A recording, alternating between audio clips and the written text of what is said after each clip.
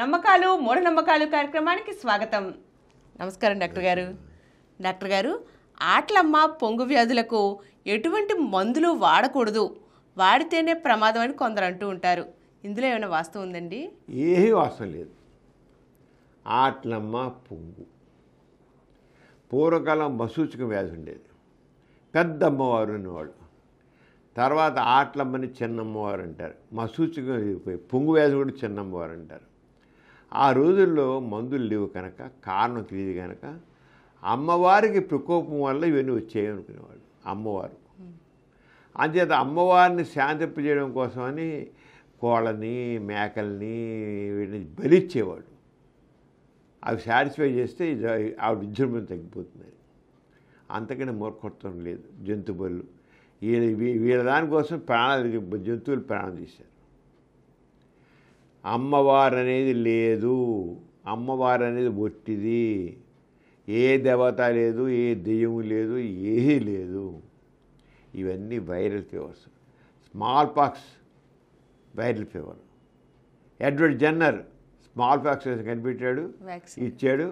దెబ్బతో ఆ small pox టీకాతో, మసూచిక టీకాతో ప్రపంచవ్యాప్తంగా మొత్తం జబ్బు లేకుండా తుడిచిపెట్టి పారేశారు. మరి అమ్మవారికి బరులు ఇస్తే ఎందుకు పోలా? ఆ జబ్బు ఎందుకు వెళ్ళింది? అంతమంది లక్షల మంది ఎందుకు తెచ్చారు? ప్రపంచవ్యాప్తంగా లక్షల కోట్ల మంది తెచ్చిపోయారు.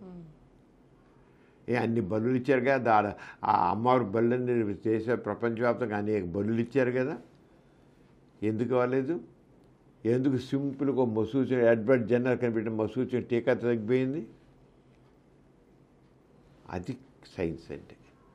అలాగే మరి పొంగు జ్వరం, దీన్నే మీజిల్స్ అంటాం. మీజిల్స్ వ్యాక్సిన్ పిల్లలు పుట్టగానే మనం 9వ మాసంలోనో లేదా 15 మాసంలో MMR వ్యాక్సిన్ ఇస్తున్నాం. Mumps, measles, rubella vaccine, MMR vaccine ఇస్తే అయిపోయింది. మీ ఒక ఇంజక్షన్ చాలు.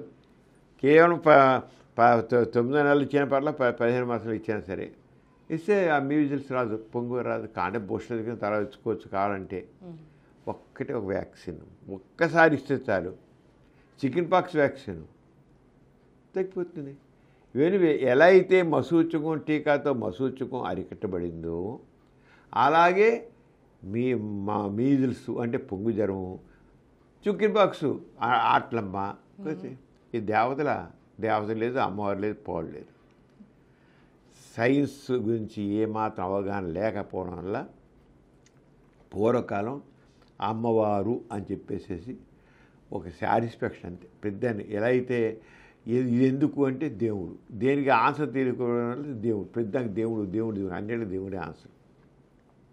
అనగానే ఈ అమ్మవారు అనేది వాళ్ళ జబ్బులకి అది మసూచం కావచ్చు, ఆట్లమ్మ కావచ్చు, పొంగు కావచ్చు, ఈ రెండింటికి అమ్మవారు అని పేరు పెట్టారు. అమ్మవారు లేదు.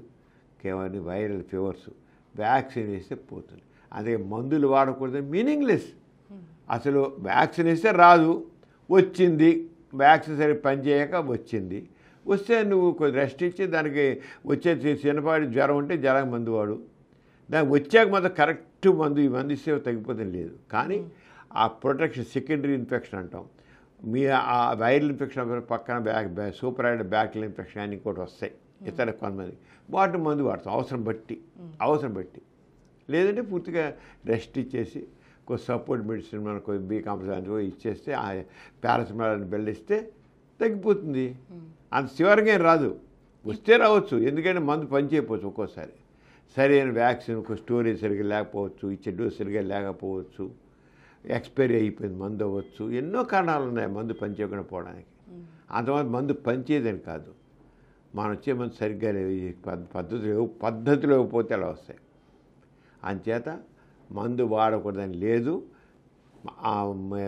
ఇది వచ్చిన పొంగు జ్వరం వచ్చినా లేదా ఆటలం వచ్చినా తప్పకుండా మందులు వాడాలి.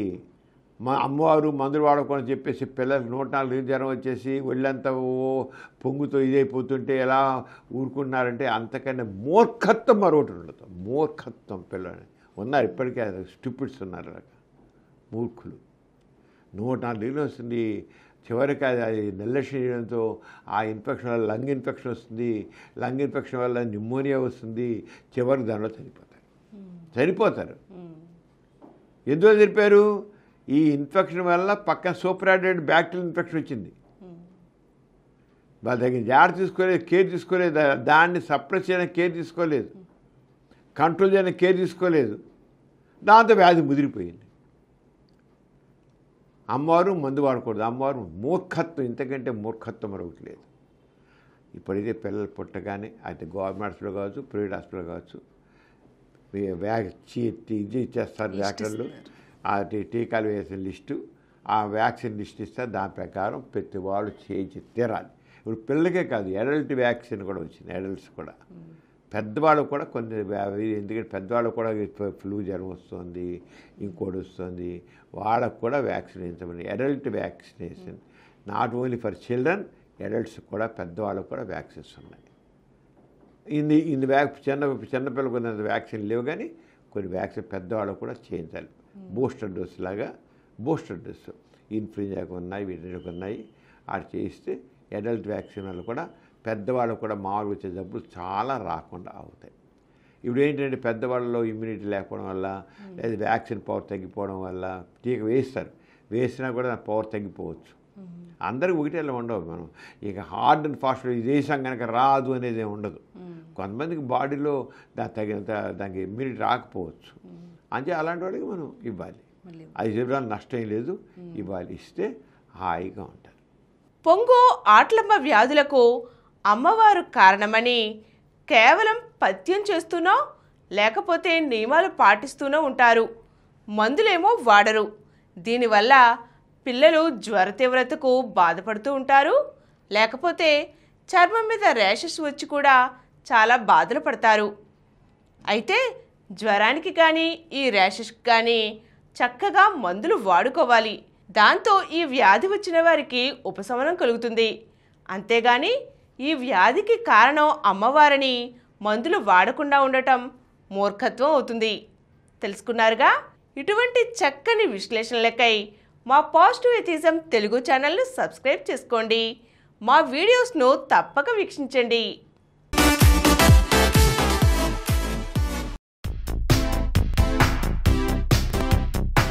ఈ కార్యక్రమం మీకు ఎంతో నచ్చింది కదా?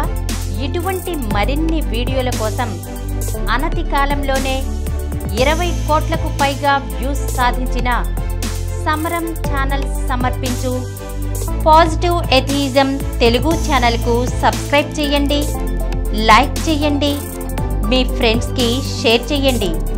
అలాగే ప్రక్కనున్న గంట సింబల్ని ప్రెస్ చేయడం మర్చిపోకండి.